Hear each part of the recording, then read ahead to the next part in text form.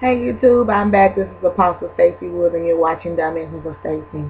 I'm going to make this video really short and sweet. Prayerfully, you know how I get when I get going. But my brother and I were on the phone late last night, and we were just talking about some things. We were basically reminiscing about the good old days and, just things that we had done in ministry and through music, and we were just talking about things. My brother is a musician. You can hear him playing for me a lot of times when I preach and when I sing. Like if you go to the other channel, www.youtube.com/Prophetess Stacey. If you go to the Prophetess Stacey channel, most of the time, it's him.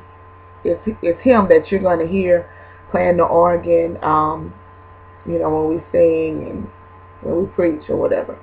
So anyway, he and I were on the phone, and he, his wife, family, they have a group, and we go and sing. I'm a part of it.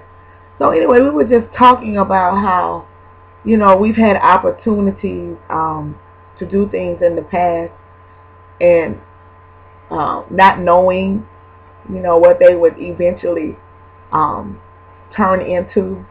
For instance, he was actually approached by Kirk Franklin before he blew up into being the mega super gospel music icon that he is.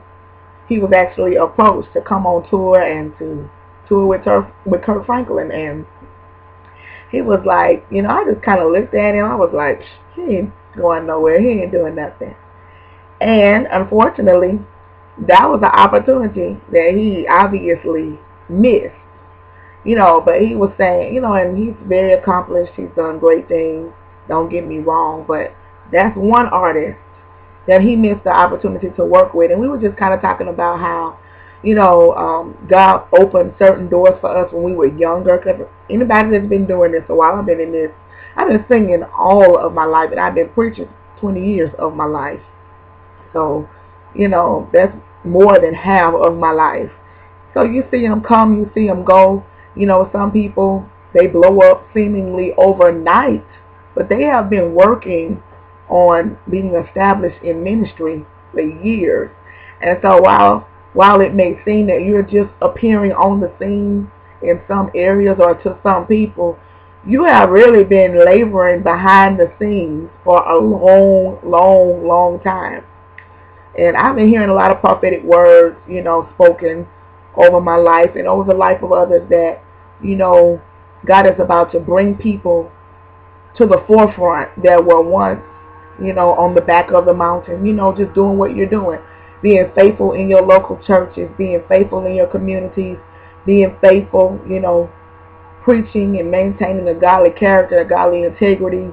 When you're pretty much a nobody, I guess, in the eyes of the bigger picture, when the masses don't know you, but you do right, you treat people right, you live right, things like that. And, it's just always been my personal standard to handle each and every person and in each and every assignment with the same level of integrity that I would handle someone that I consider to be big time in ministry. But I see a lot of my colleagues coming up with this attitude of, if you're not this big name in ministry, they don't have time to deal with you. And so I'm doing this video kind of as a word of wisdom, word to the wise. I have not been doing this as long as a lot of people, but I've been doing it long enough to know that you should be careful.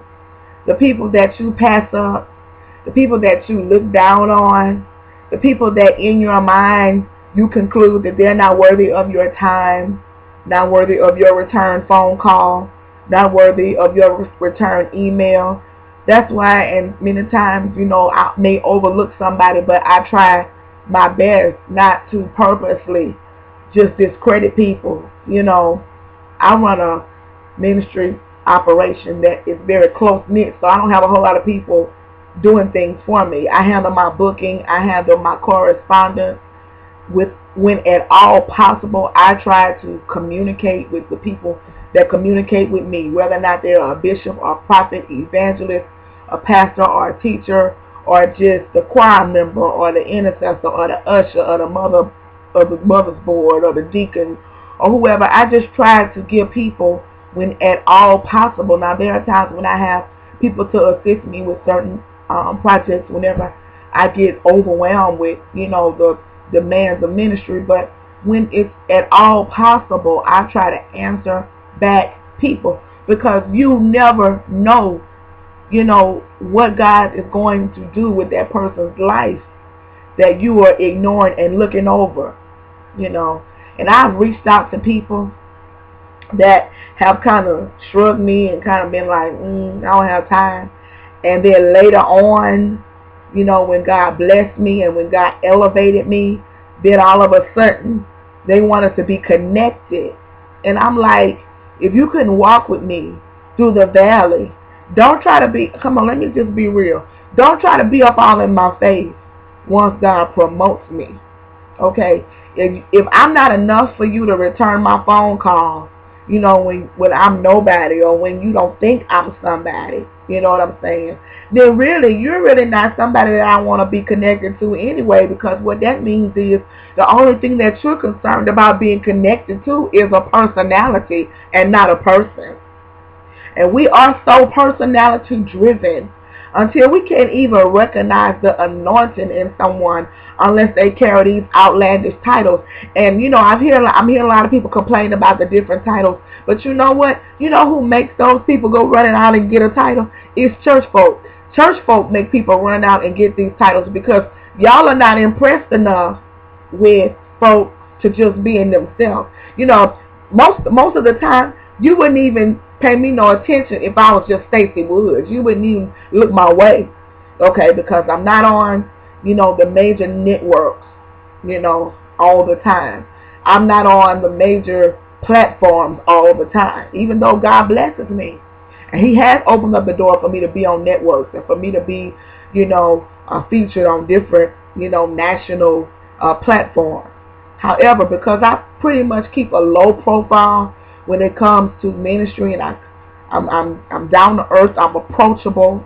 You know, you can reach out and touch me, and I won't have 55 armor bearers, you know, blocking you from talking to me. I actually smile at folks. I actually make eye contact with people. When I enter into a room, I say, how y'all doing? How's everybody doing? Because I still have those homegrown values. You know, a lot of people have looked over me like, she ain't nobody, you know. But then later, when God elevated me, or when they saw me on a platform, or when they found out that I had a connection with somebody they were trying to get connected with, or they found out that, you know, I was a little bit more successful than they had originally, you know, thought, then they want to connect. And I'm like, hold on, because I remember when I was just little Stacey Woods, the one that sang the solos and could preach, and you don't have nothing to do. But now that I'm Apostle Stacey Woods, now you want to be connected. So this video is saying to all of us, watch it. Watch it. We need to watch it. Watch our motive for connecting with people. Watch how we talk to people when we don't think that they are worthy of our time. That mindset. Watch that. Watch the person that you think is just a little nobody. You don't know who God is going to raise them up one day to be.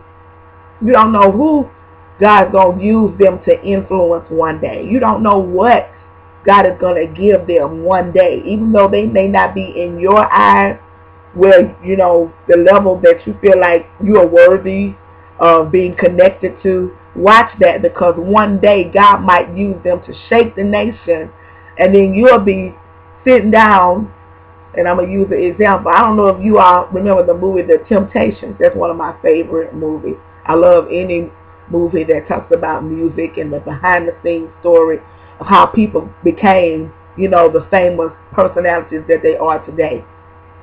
So in the movie The Temptations, you know, it started off with Otis Williams and his, you know, friends, you know, high school friends, you know, just singing on the corner, and it just chronicles the history and how they came to come together and got the name The Temptations and all of that. Anyway, in the movie, there's a scene on the movie where there's this lady that takes advantage of them when they are just going from high school gymnasium to, you know, the local little hole in the wall venues, not really have arrived yet, not really made their big break yet. But she took advantage of them. They made a little single, and she went and she got, you know, the single on the radio, and they made some money from the single. She went out and bought them a car, and then as soon as they were like, well, you know, where's our money from this? She kicked them out, told them she didn't have time. She told them, look, I own you, I own the record, I own the car, get out. You know, she basically just tossed them to the side and dismissed them. And then as the years went by, you know, they were able to be connected to different people in the music industry, you know, Berry Gordy and, you know, Motown, and they got connected with all those people. And she was actually sitting at home in her living room with hair rollers in her hair, watching them on TV. And she was just like, oh, hitting herself upside the head, because she realized, God, I missed the opportunity. Whereas I could have molded them, whereas I could have been behind their success and pushed them forward, I missed the opportunity because I dismissed them like they were nobody. And I'm going to tell you something. God is about to turn the tide, you guys. The people that told you that you were nobody, the people that looked down on you and didn't even think enough of you to return your phone call or to return your email or to even ask you to come and speak on the program when you reached out to them, the people that, you know, give you the eye like, what have I to do with thee? You know, that kind of attitude. Watch that, because one day God is going to make it so to those very same people try to act like they're your best friend, your long lost cousin on your mama's side, like y'all go way back in the day. And I have lived long enough and I have done ministry long enough to see those roles actually reversed like that. You let them tell it they were my best friend. And I'm like, I don't ever recall you liking me or even talking to me or even giving me the time of day. And now all of a sudden we good friends? Yeah. So I'm saying this. Don't miss it. Don't miss the opportunity to be a blessing in someone's life. And don't miss the opportunity to be a part of someone's life. Because in your mind, you don't think that they are gonna amount to much.